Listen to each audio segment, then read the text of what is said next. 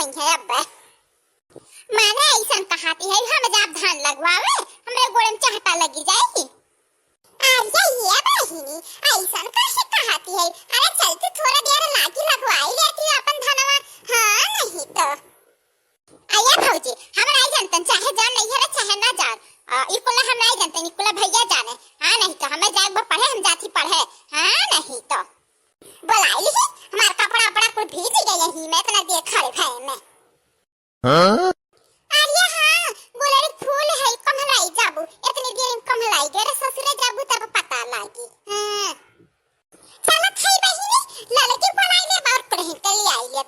बहिनी का करी सास ससुर नंदी का कोरा फरकर परतवा हम ही के बहिनी जा जा साथे करवाई है नौकरवन खान और का करी बहिनी और जाब नहीं है रे भाई बो नहीं करब। हां नहीं तो अरे ये बड़काई चीची दक्षिणा नहीं दिखाती है आज 2-3 दिन से।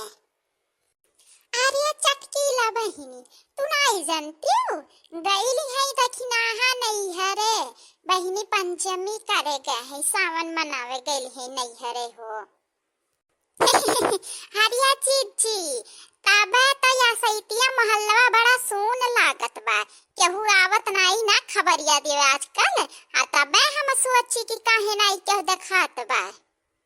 अरे बसंता बहिनी जानती नहीं अगर जो यही पे हुआ थी दक्षिणैया तो तहार यक्को करम छोड़त नहीं। नहीं तो हाँ? अरे ये बड़काई चीची अब सुनौती तनकी कोनो गाँव नहीं गीत निर्वाही रुवाही अनका पचन का और ऐसा बकवास हुआ कराला। नहीं तो हाँ वो बड़काई चीची तनी सुनौती एक मन भावन हुआ था और जल्दी जल्दी तनकी बस सारा ही जाता दिखाती है सांझ हुआ तो बादल खेलत बा। प्रभाही देसावा से आया काहे लावा रे ना ओ तौला ले रंगा सुपावा बेचना लागे ना।